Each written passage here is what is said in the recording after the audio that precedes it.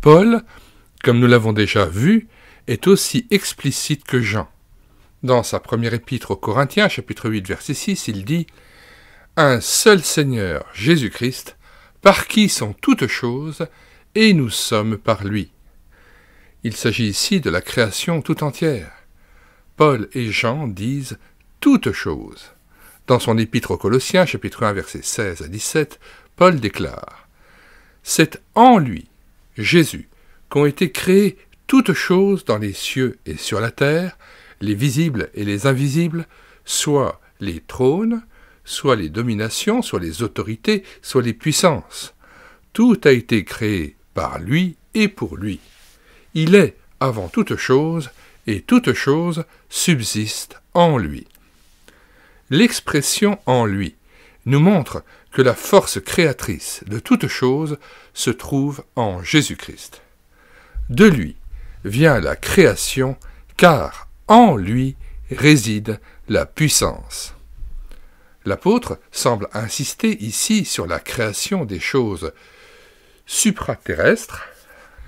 Si la création des choses invisibles et célestes sont l'œuvre de ses mains, à plus forte raison, les invisibles et les terrestres viennent de lui.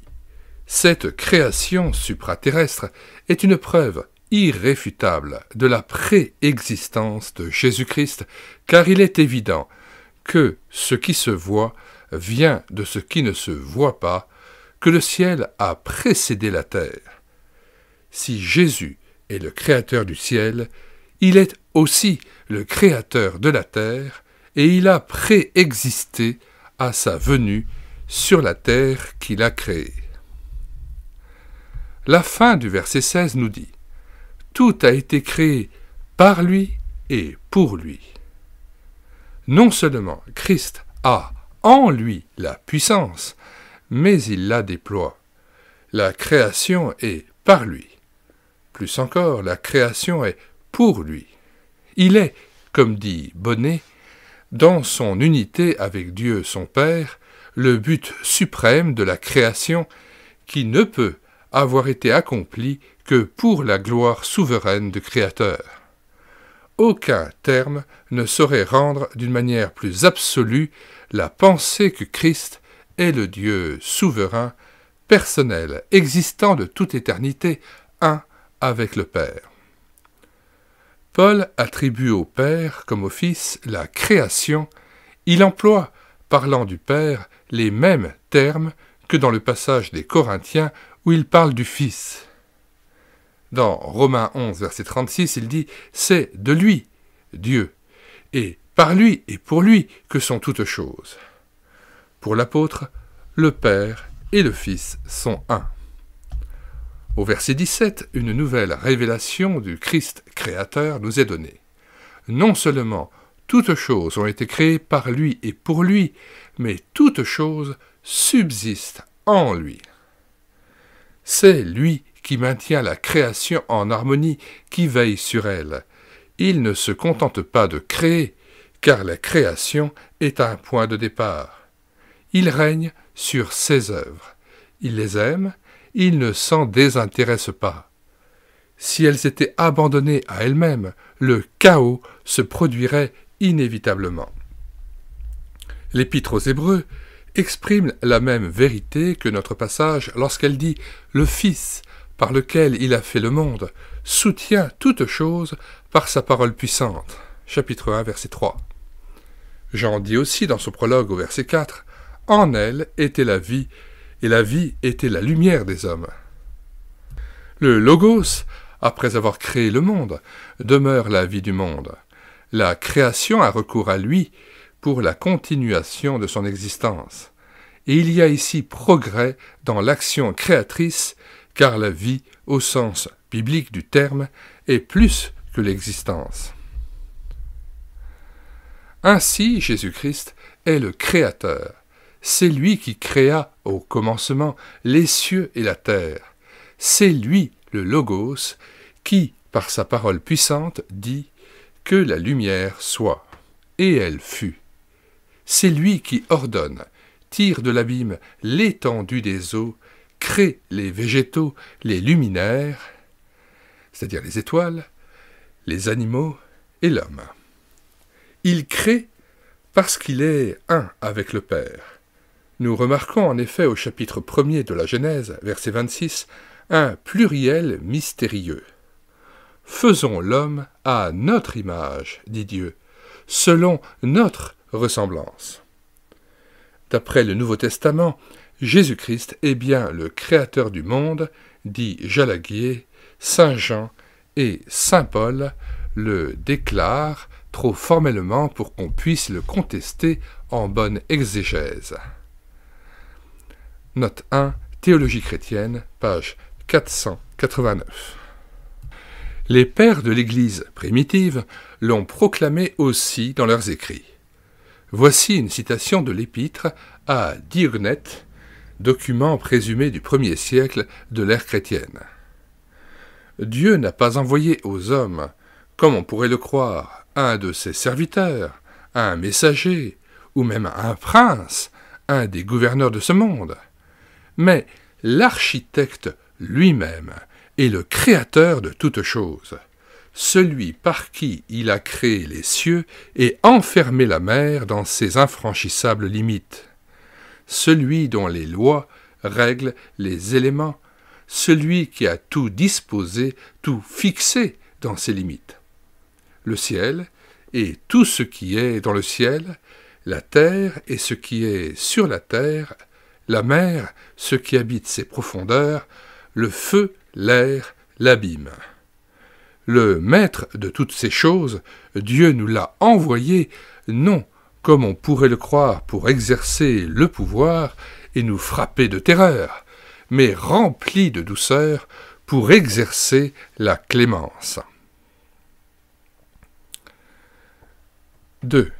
Préexistence et nature divine. Le Nouveau Testament proclame la préexistence de Jésus par le fait même qu'il exalte l'éternité de l'amour de Dieu. Si Dieu n'était que le Tout-Puissant, infini dans sa grandeur, sa gloire et sa sagesse, il n'aurait pas eu besoin du Fils de toute éternité.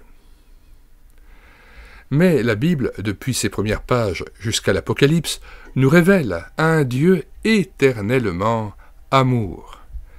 Il n'est certes pas de plus belle définition de Dieu que celle qui nous est donnée par Jean dans sa première épître, chapitre 4, verset 8. Dieu est amour.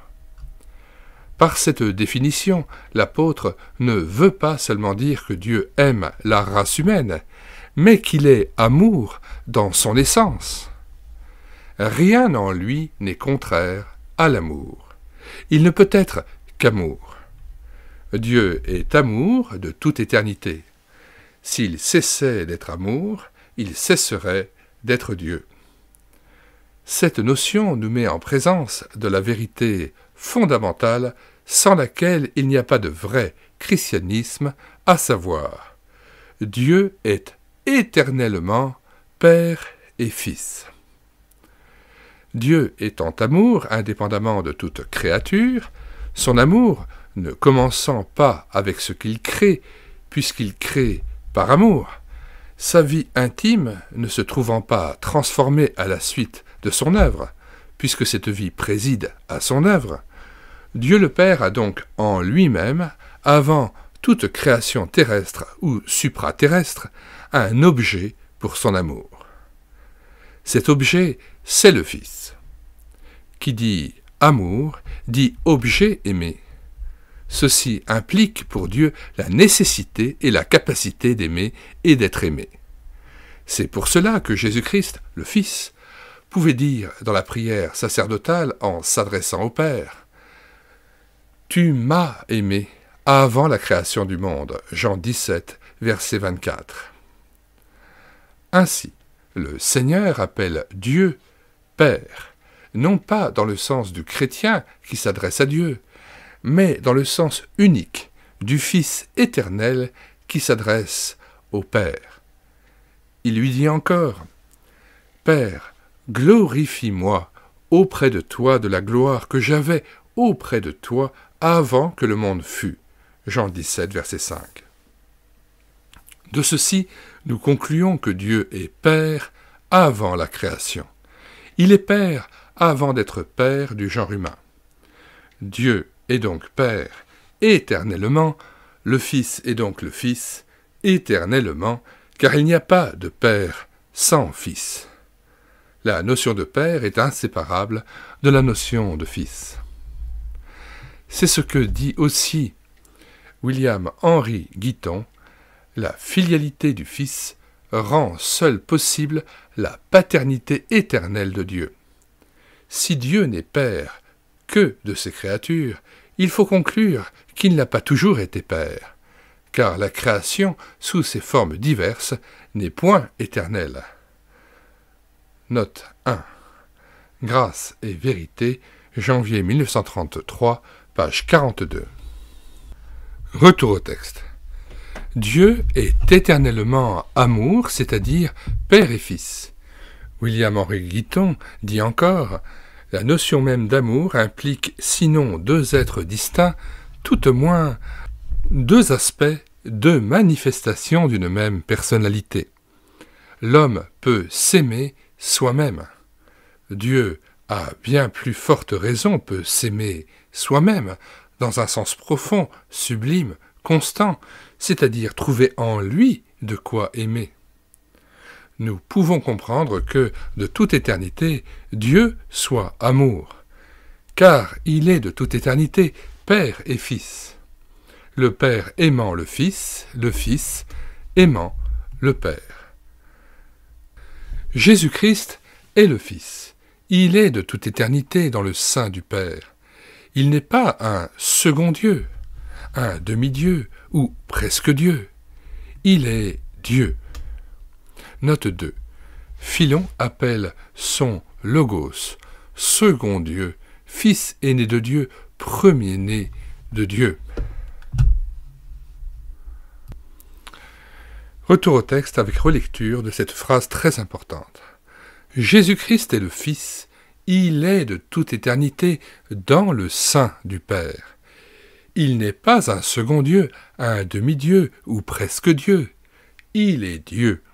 Ceci nous met en présence du dogme biblique de la Trinité, du Dieu unique et divers et unique, du Dieu qui est Père, Fils et Saint-Esprit.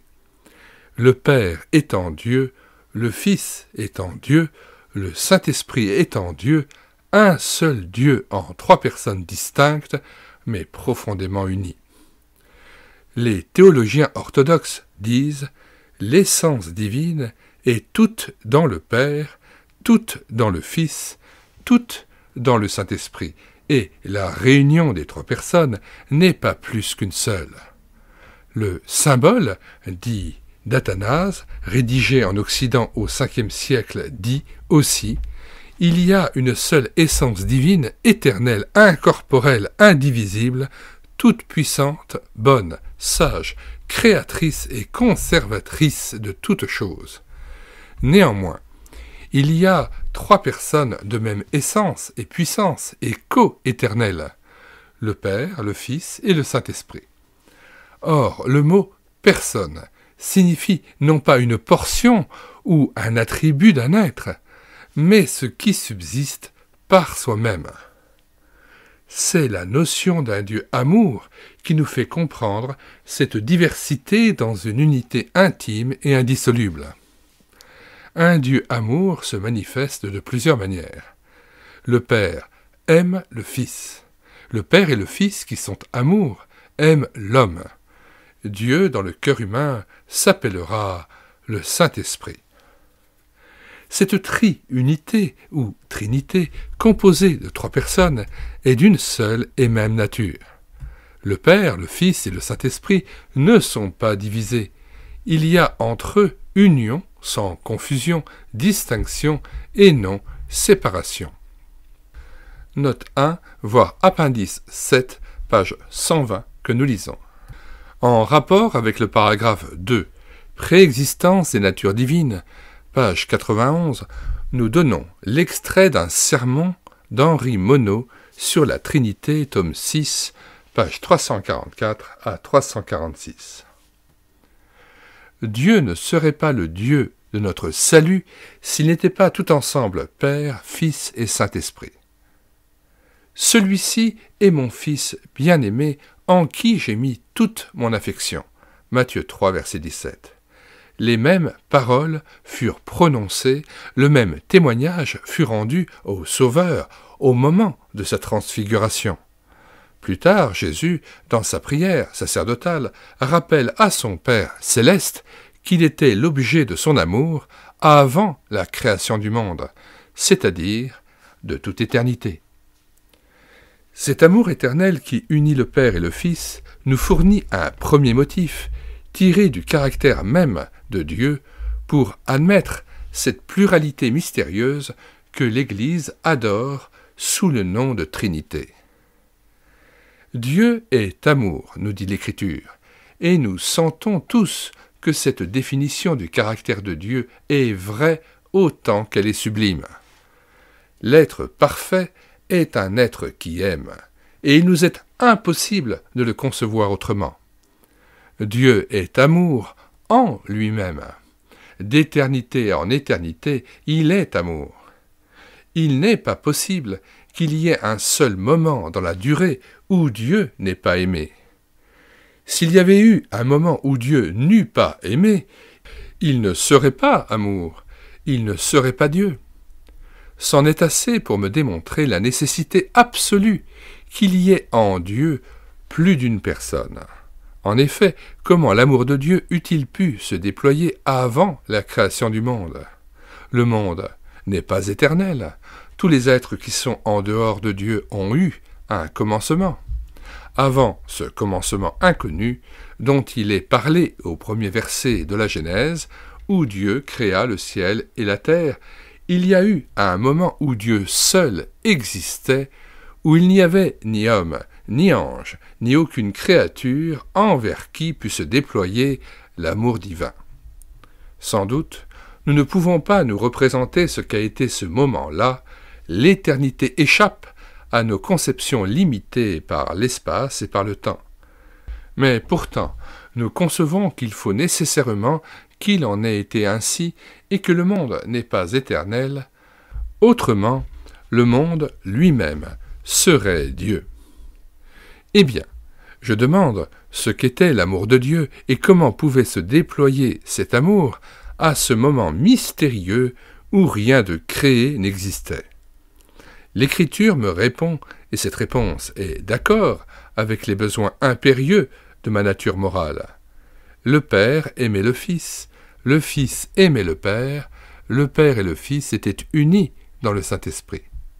Ce qu'était cet amour qui unissait les trois personnes divines avant la création du monde, assurément, je ne puis le comprendre. Mais je comprends pourtant que l'amour a pu exister en Dieu avant qu'il eût aucune créature à aimer.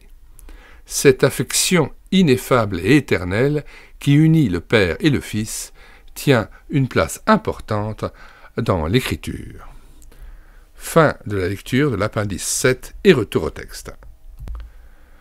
Nous avons dit « Dieu est éternellement Père et Fils, comme il est éternellement Esprit ». La critique négative proteste. La condition ou le caractère du Fils implique deux choses. En premier lieu, et quant à l'essence, l'égalité relative, l'homogénéité.